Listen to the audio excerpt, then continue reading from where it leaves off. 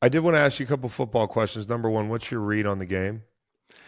I've picked against Mahomes 4 times, I think, in the 20 playoff games. And so, the Oh, only for time I four. don't think it's worked out. No, I'm 1-3. I picked Cincy. Brady in Oh, in the Brady. in the offsides game. 2018, D Ford.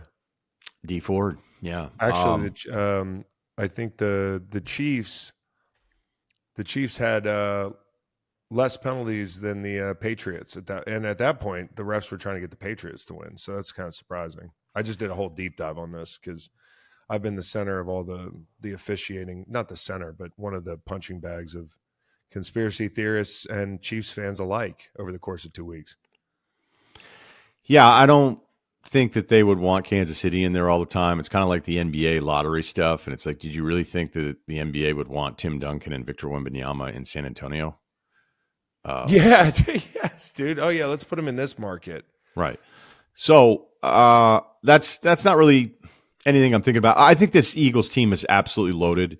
And I know that just looking at Hurts' numbers isn't the best way to quantify kind of what he does for this team. And he was coming off all that time missed with a concussion protocol, bad weather, then the knee injury. And so, he has a really impressive game against Washington. Washington wasn't even close to being in the same tier as those other 3 teams, as far as I'm concerned. I think it was just like Jaden putting together some really good stretches against a Tampa team that's more offensively advanced than they are defensively. Detroit's injuries and being a complete mess and giving away the possession of the Jameson Williams interception. So Jaden was a story more than it was his complete team. So you'd expect the Eagles to light them up. But whether it's the offensive line, the skill guys, and what Howie Roseman's done, dude, reinventing that defense and the corners. And I remember you talking about Quinyon this summer being like, dude, I'm hearing he's a stud. Yeah. I was like, how could you have vets already signing off as a rookie corner? And they were. And you guys were all right about it, by the way. 2 years ago, they told me Jalen Carter was the best player on the field in camp, and he was a rookie. So, we talked about this recently where you look at the first three rounds of the draft over the last 5 years. They've just done a great job of retooling. I think in football, it's so impressive. There's a few organizations that are really organizations. They have plans, they have identities. I think the rest of them are businesses, and some of them are bad businesses. But the Eagles are now in that echelon, I think, of teams that have programs. And, to get back 3 different times with 3 different teams and 2 different quarterbacks over that span, multiple different coordinators, different head coaches, that tells me that they're cooking when it comes to personnel and taking big risks and making big decisions. Think about it. That took a lot of balls to do the Jalen Hurts thing in the first place. It took a lot of balls to hire Vic Fangio. It took a lot of balls not to fire Nick Sirianni last year or talk about it. People were ready when you're a coach that's not calling plays and you've gone through multiple iterations of coordinators and your quarterback's not playing better and the defense plays that way. And then you put Matty P in there who struggles. You'd have thought he might not be there, but I think ultimately going to that first Super Bowl saved him, and they're proved right because the guy, we're about to talk about press conferences in a second. He had the worst press conference ever. And, whatever it is, 4 or 5 years later, he's one of the winningest coaches in the NFL. You got to give him some credit. And Howie Roseman and the personnel department have been awesome. Everybody they added this year, Ryan, is up for an award. Barkley, Bond, Fangio, Quinyon, DeJean, they're all in conversations for awards. Yeah, my guy Nakobe, from not being able to even get on the field to being a big part of what they do defensively too. And I know that there was a million other bodies all over the place. The Nolan Smith pickup, they've just been awesome at it, man. They've been incredible. Having said all those things, unless this Chiefs team that is not turnover prone, you're not going to touch the hot stove again, are you? No, I'm not going to pick against Mahomes back-to-back weeks. I did it this past week. I did it this past week too. Yeah. And I don't want to pick favorites every single time. I mean, I guess I could pick them 20 times in a row and it would have worked out. I picked him in the Super Bowl against Brady in a rematch of guys, not teams, obviously, and then didn't realize that both the tackles were going to get destroyed. So as much as we're sitting here giving Philly all this love, which they totally deserve, I think Veach and this group reinventing themselves around Mahomes, trying to fix the offensive line. And then it ultimately becomes that Tooney's their best option at tackle. And that's just a small part of what I think is the more impressive thing is that they knew, hey, defensively, they're going to have to get younger. They're going to have to maybe take their lumps. But you also have somebody like Mahomes who can kind of play to your strengths and weaknesses. The quarterback situation is like solving the problems in front of you, but it's also kind of like solving your own roster problems. And nobody does that better than Mahomes. Nobody did that better than Brady. It's a reason why these guys keep winning every single year. So I don't have I'll watch all the film breakdown people and I'll see what they say. And maybe there'll be some kind of thing that, tells me it's going to go this way or that way. I think the film people told you that Baltimore just had a massive advantage with their front against Buffalo's D. And I think it played out that it could have headed in that direction. But, Buffalo still pulled the game out. So certainly I'd give Philly a chance here. I'm just not picking against Mahomes back-to-back weeks. So that's it. It's pretty simple. Yeah, that makes a lot of sense. I think the biggest thing and we've talked about this, but it's the health of the guys up front for the Eagles. Dickerson and Juergens kind of almost platooning at different points in that game. Dickerson with the knee, Juergens with the back. They both were, really kind of ambling. Is that the word, Ryan? Yeah, it was crazy seeing. I mean, you know way more than I do about this, but like that's that offensive line pride thing of like, so tough. You need me to go in for you, and then it's like, well, now I'm more hurt than you are, and then they're almost like not arguing, but you get the point. Like what I was seeing on the sideline there. Yeah, well, I mean, it's so hard because I posed the question in my head. I was like, if you could only have one of them this week, and I don't know, I don't have any indication that they're going to be dinged or not. Like backs can kind of cool off relatively quickly depending on what the treatment is. A knee, I don't really know what's going on with Landon's knee, but he was kind of really limping around. I think the 2 weeks really helps. But the hard thing is you don't get a lot of great practice time when you're on site. Like you do, but you don't. Things are crazy. Like you're working out at the University of Houston or at the University of Minnesota. You're bussing over. You don't have your locker room. Some coaches are afraid to put the pads on. You might not get a lot of contact. You're trying to keep people fresh. I mean, after all, it is like week 27.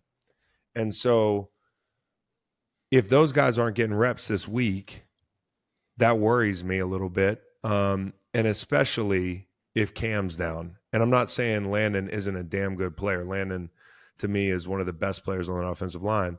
But the center of that group is so important. And when Juergens left the game last week, I don't know if you remember, but it was almost like immediately middle pressure and Dan Quinn, rightfully so, attacking the A's and saying, hey, make them sort these pressures. And, the week prior, I didn't think the interior of that offensive line had a great day relative to their standard in the pass game, sorting some of these things. So if you don't have that center, that's a big deal, especially against the Spags team with Chris Jones up front and the whole thing. I think the tush push is after last week going to be back in play. TV. No, I mean, think about Kansas City.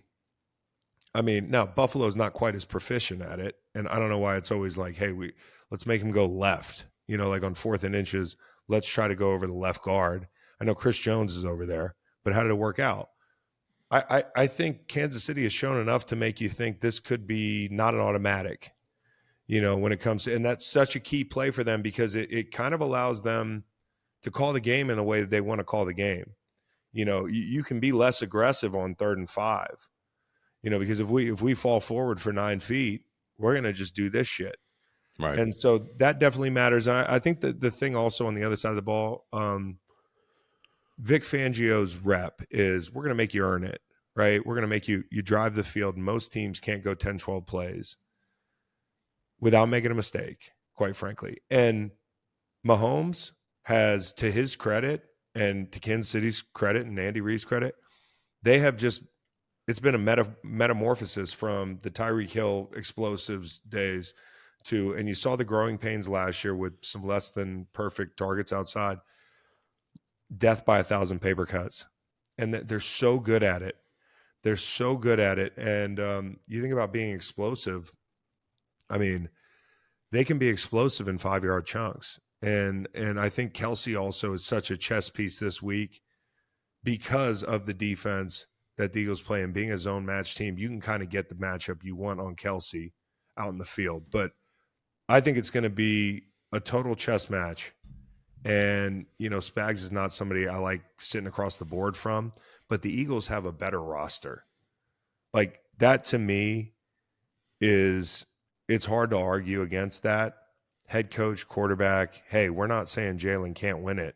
He was this close last time. But on paper, the coach and the quarterback, you can check those boxes in Kansas City's column. Everybody else, not everybody else. Like last week, we went through it with the Commanders, me and Kelce, a couple weeks ago, or somebody, I don't know, maybe I can't remember who it was. We were talking about it.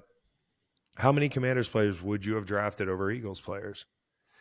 And, position by position, the number is like, barely any at all. With Oren Burks on the field, maybe it's Frankie Louvu, that type of thing. Maybe if both defensive tackles are up, it's Deron Payne over Milton Williams or something like that. But there's just not a lot of players you would take from the Commanders team. And this week it's less Eagles, but it's probably 70-30, 60-40. This roster is really good. I could make an argument this roster is as good as almost any roster has been in the Super Bowl in the past 5-7 years. Yeah, they're loaded. They're absolutely loaded, except it starts to feel like it's a Hurts versus Mahomes thing, which isn't always entirely fair. But it's not. Turned a corner. Does it even matter? Does it matter that he's not going to throw to the middle of the field? Is Spags going to be like, hey, this is what a break this is, as opposed to Josh Allen, where we don't feel like you have to cover the entire field. But again, we're talking about a much better receiving core, and I think you trust Goddard more than you trust the two guys for Buffalo at the tight end position. I loved Kincaid in college, and I think he needs to be, and it's not just that 4th and 5 play. There was another throw a little bit earlier where he just probably needs to be a little bit tougher with the football. Of course, Philadelphia has a chance. And the fact that they, it's not spitting image because we're talking about different coordinators here on their side of it from the rematch. But I would like to think that there's enough people, there's so many people that were on this roster that played in that game that the excitement of actually getting there is just not the same for them. It's not going to be the same for them because you're going up against another team where it's not even a factor. Like this is expected. It's a business trip. They planned on being there when they won the one last year, right? In Vegas. So this is very normal for them. And I think that's a huge part of the Philly chance, because if it were, say, like Washington or Detroit or pick another team, or Minnesota, like, oh my God, I can't believe we got here, then there's a bit of a happy to be here versus the internal expectation of it only being a win for Chiefs. That's right. Chiefs players and the staff. Yeah.